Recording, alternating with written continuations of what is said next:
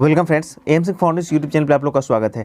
BSSC inter mains के जितने भी कैंडिडेट हैं जो इस आस में बैठे हुए थे कि उनका 13 तारीख को एग्जामिनेशन होने वाला है और 7 तारीख तक उनका एडमिट कार्ड जारी कर दिया जाएगा, अब उनके लिए थोड़ी सी समस्या की बात आ गई है। जी हाँ, बहुत बड़ा अपडेट है, ये आज के डेट का अपडेट है और ये आपका पटना हाईकोर्ट का फैसला है। बीएसएससी के कंसर्न में है फैसला, फर्स्ट इंटर लेवल एग्जामिनेशन के कंसर्न में फैसला है और कमीशन के ये डिसीजन उन्होंने दिया है कि 7 दिन के अंदर, पहले तो आप पीटी वाला जो एग्जामिनेशन लिए थे, कंडक्ट करवाए थे, उसका आप मॉडल आंसर जिसके आधार पे आपने उसका जो सिलेक्शन किया था उसको जारी कीजिए और उसके बाद ऑब्जेक्शन मंगाइए, फिर उसको यदि चेंज करवाइए कमीशन के पास भेजिए। इन सारे प्रोसेस का मतलब ये होता है कि अब 7 तारीख को आपके एडमिट कार्ड नहीं जारी किए जाएंगे और इसका सीधा सा मतलब ये भी होता है कि अब 13 तारीख को एग्जामिनेशन की डेट होने की संभावना छीन होती जा रही है। ये एक संभावना की मैं बात कर रहा हूँ, ये एक डेवलपमेंट है, ठीक है ना।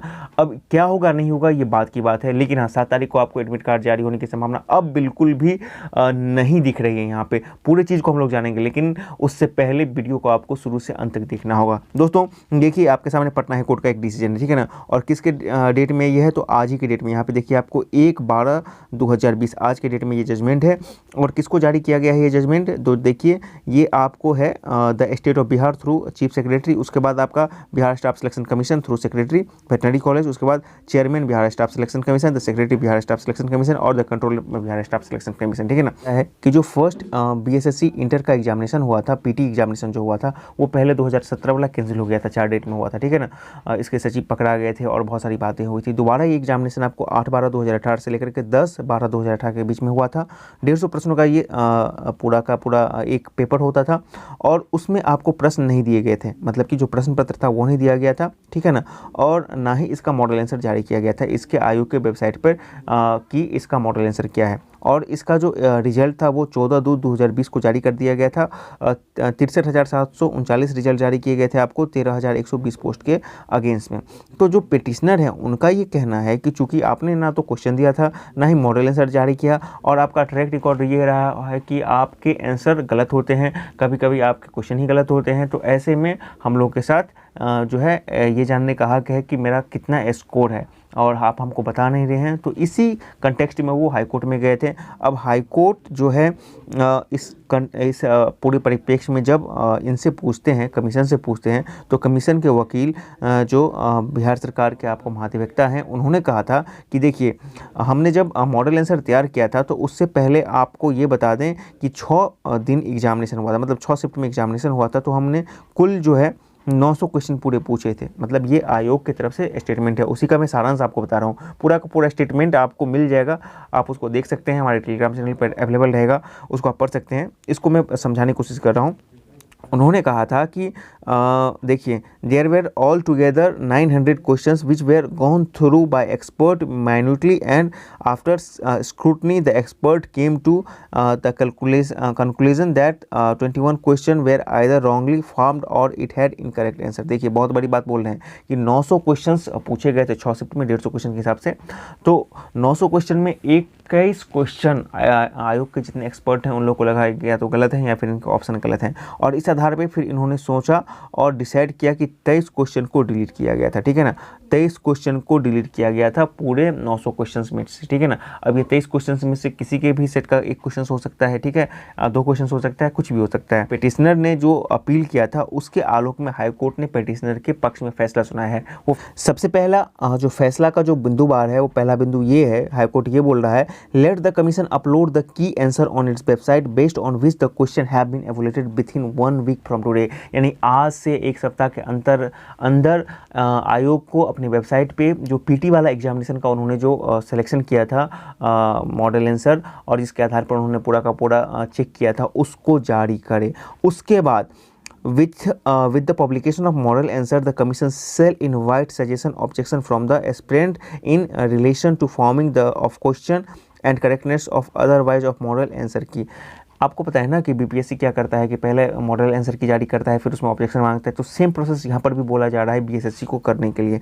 ऑल्दो बीएसएससी ने क्वेश्चन जारी नहीं किया था, फिर भी बीएसएससी को ये करने के लिए बोला जा रहा है। आज का डिसीजन जो हाई कोर्ट का है, ठीक है ना। मॉडल आंसर को जारी कीजिए, उसके बाद छात्रों से उसके अगेंस्ट में कोई ऑब्जेक्शन है तो उसके लिए टाइम दीजिए और उससे ऑब्जेक्शन मांगिए, ठीक है ना। और यदि आपको ऑब्जेक्शन आता है तो उसको फिर से अपने कमेटी के पास भेजिए, ठीक है।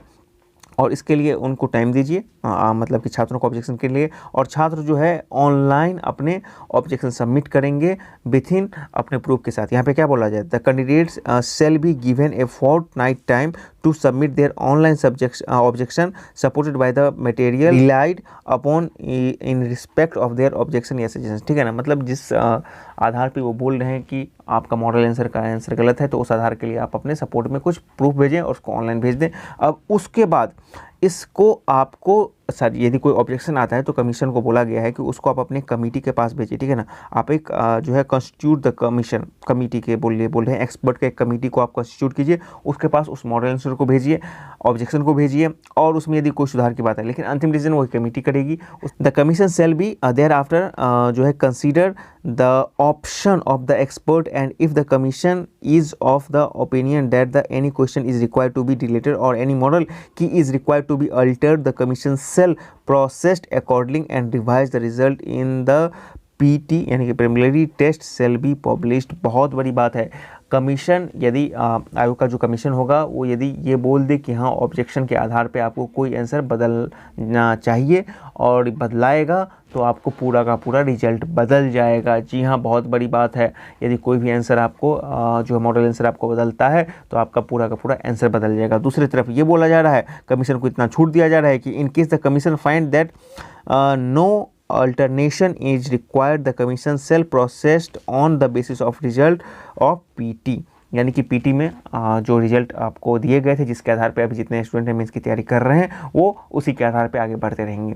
दो बातें हैं यहाँ पे, कमीशन कंस्ट्रक्ट करना है, पहले तो आपको रिजल्ट पब्लिश करना है, फिर ऑब्जेक्शन लेना है, उसके बाद कमीशन कंस्ट्रक्ट करना है, उसके पास ऑब्जेक्शन को भेजना है, और उसके बाद यदि उसका क्या डिसीजन आता है उस कमीशन का, उसके आधार पे आगे बढ़ना है। तो एक तो बात तो क्लियर हो गया कि इस पूरे प्रोसेस में आपको 7 तारीख को 7 दिसंबर को अब पीटी जो मेंस का एडमिट कार्ड की बात की जा रही है वो जारी नहीं होंगे, ये तो कंफर्म हो गया, क्योंकि 7 दिन के अंदर अंदर आपको मॉडल आंसर ही जारी करना है, उसके बाद ऑब्जेक्शन करना है।